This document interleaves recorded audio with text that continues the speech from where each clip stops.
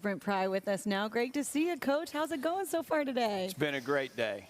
Ton of fun. Love talking Virginia Tech football. You know, we got to spend some time with you down at Amelia Island at the ACC meetings and hear a little bit more about your vision for this program and how things were going. What's been your biggest takeaway from the offseason so far? I love the way our guys are working.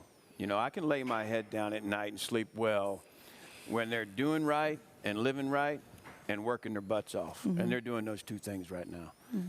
We got a lot going on, obviously, landscape of college football, but we're going to control what we can control. And, you know, in-house in Blacksburg, that's those guys getting better each and every day. Yeah, Coach, I love your passion. You was up there talking, and I was proud. I was like, that's my coach up there. Now, I'm telling you, the way you spoke, you just commanded the room, and I'm like, we needed a head coach like that. I was listening to Dax talking. He said, I came here to win, and I haven't done that yet. That hurt me to hear. So I'm like, I'm asking you, how long does it take for a head coach to come in and get the team to look like what he wants it to look like? Yeah, you know, that's a great question. And, you know, I said that to those guys just to back it up. None of those guys came here to be 6 and 7, right? I mean, the foundation that you laid and the guys before you, and when I was here in the 90s, I mean, you came here to win championships, to compete for them for sure. And we got to get that back. Now, how long does that take? And we're still evaluating this thing, right? We've had a winter, we've had a spring, we've had a summer. And we're going to go into camp, which is our phase 4. We got to win that sucker. You know, we've done a great job evaluating weaknesses, embracing them. How are we going to improve on them? We've moved some guys around, get them in the right place, which I think is one of the most important things you can do as a coach, is make sure guys are at the right spot.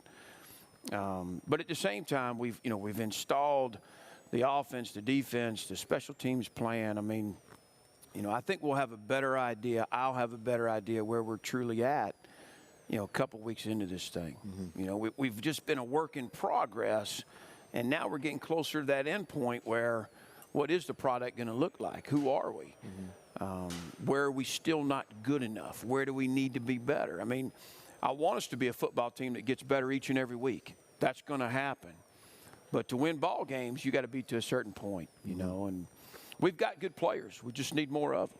You know, we've got good players. But in those tight ball games that you've been part of, and all of a sudden you make a play that makes a difference and the Hokies come out on top, we got to get a few more guys like that can be difference makers.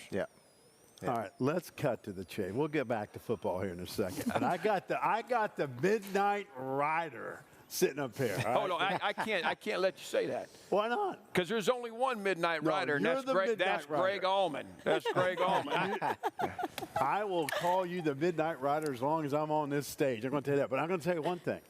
I know these threads were not in State College, PA at any point in time. I know the players like to come on here and brag a little bit, but you got to showcase something. Y'all got to get that. Make sure that on. you get Come on, that. I'll get you one, Eddie. Yeah, I'll get you one, brother. Showcase this. Because we haven't, you know, and I was giving Elko a hard time because, you know, he looks like he ought to have a barbecue stain and baseball hat, and, you know, a chaw in his mouth and a whistle. You're the same thing. You're a backwoods guy. Let's go out there and hit somebody, Amen. right? Amen. Blue collar. Yeah. So I know this that wasn't part of the ensemble out there at Penn State. Now. Yeah, my wife and a good buddy of mine, Brian Cohen, had a lot to do with this suit. I wasn't worried about the suit for today. Fortunately, they were. I love it. No, but you know what, though? I said this earlier today when we talked about the 4 new coaches on the Coastal Division. I think all 4 coaches are natural fits at the schools that they ended up with, right? And again, I think Whit Babcock did a great job identifying what he wanted and checking boxes. And you talked about this 10 minutes ago, and that is, hey, the culture, the DNA of Blacksburg, it's part of my life. Whether I got the head job or not, it was part of my fabric. And again, I think all 4 new coaches are natural fits to where they ended up. So what's it been like for around 800 coming back home, per se? Yeah, honestly, it's surreal. To be in Coach Beamer's office and sit at his desk is somebody that you had so much admiration for. Shoot, I remember as a young coach being intimidated going into his office, you know, and now I'm sitting in his chair. It doesn't seem right, but just want to make him proud. You know, want to make the Hokie faithful proud. I love this place. I didn't want to be the head coach anywhere else, to be honest. I had an awful good situation with Coach Franklin, but this place is special, and I know that. And the reason you can be passionate about something is when you believe in it so much, it's easy. I don't have to be somebody I'm not. Yeah. It's easy to speak about Virginia Tech and to be the head coach of Virginia Tech with as much adversity and hurdles and all the landscape of things. You know, when you're the head man at a program that you believe in, you're passionate about, and that fits you and you fit them. We've hired a great staff that also just embody everything that's special about Virginia Tech. So we got a lot of work to do, but we got the right people to do it, and we're at the right place.